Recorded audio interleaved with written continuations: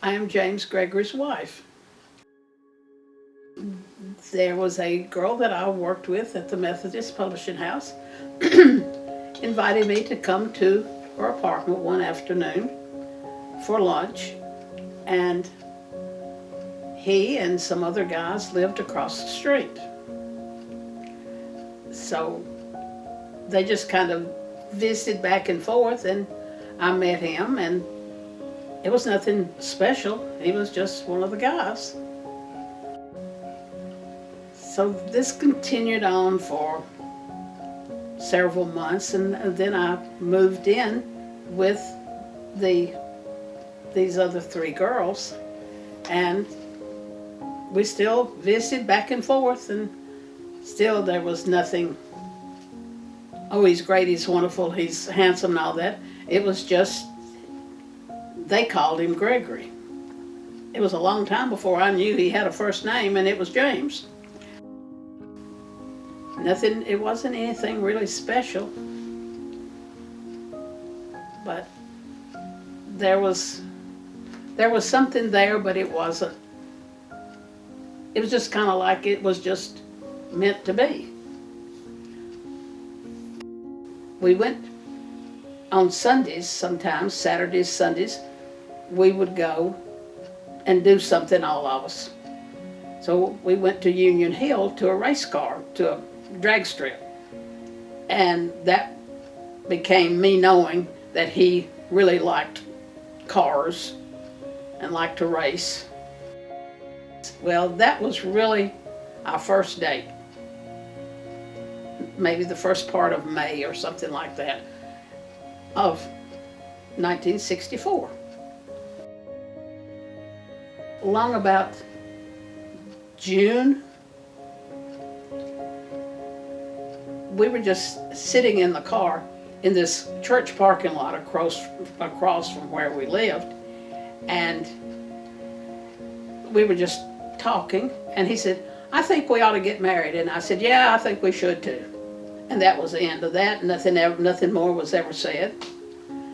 And then about the 1st of July, he says, "I went shopping today." And I said, "Oh, you did?" He says, "Yeah, I bought you something." I said, "Okay, what did you buy me?" And he pulls out this ring box. So as far as for him asking me to marry him, he didn't. He just handed me this ring.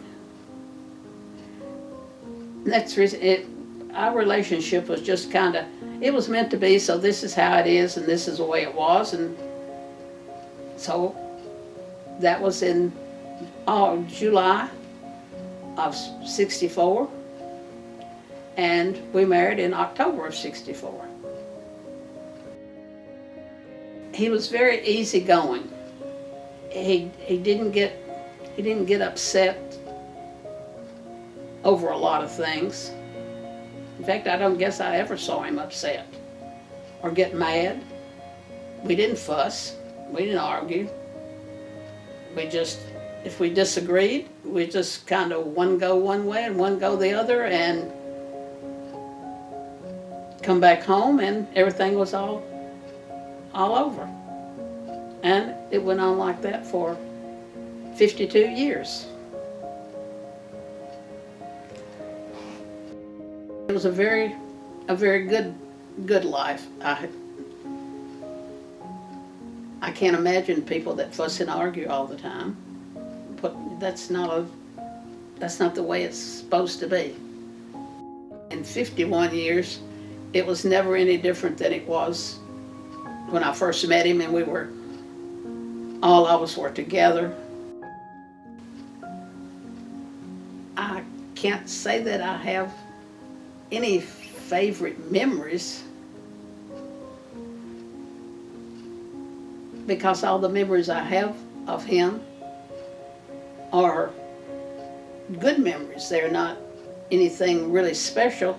I guess if to think about it, my life with him was special every day. So my name is Monica Gregory. I am James's daughter. also known to him as his little girl. That's what he always called me. It didn't matter if I was 4 or 40. He will always be your daddy's little girl. What he was like as a father: he was a hard worker. He was very loving, not doting. His love was always shown in actions of either hanging out with us, playing cards, doing puzzles, things like that. Never really words of affirmation, but you never doubted that he loved you. I always have fond memories of helping him in the yard, helping him grate the driveway, and riding the back of the tractor, which is extremely dangerous now.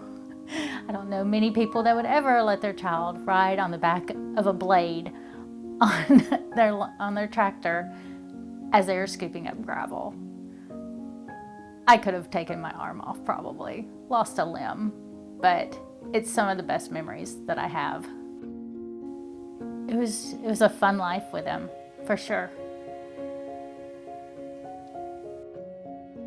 You know, it wasn't until to truly know my father as a man outside of just being a father, you know, it wasn't until he passed away that we could see what kind of impact he had on people's lives. Him as a person dealing with just people. You know, it wasn't until, like I said, he passed away that, you know, someone came up to us, and it was a close friend that we had done things with, you know, eat dinner, things like that, that he told us that my father took out a second mortgage on our home to help him go through rehab because he was an alcoholic and was about to lose everything. And he told us that my dad took out, it was either a second mortgage on our home or at least put a lien on our home to get a loan to loan him money to go through rehab.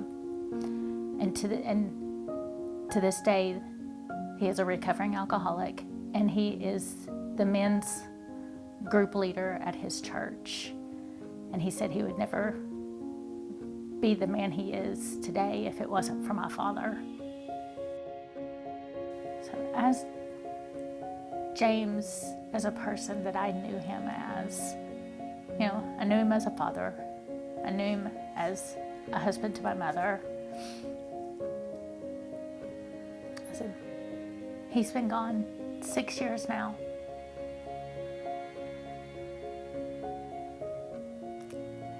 And he's missed every day.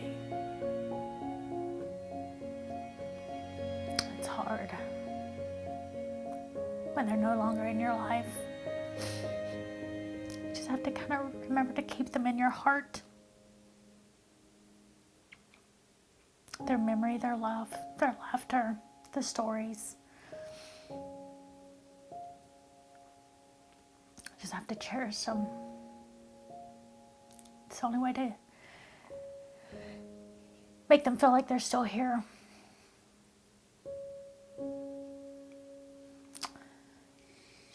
I miss him. I love him.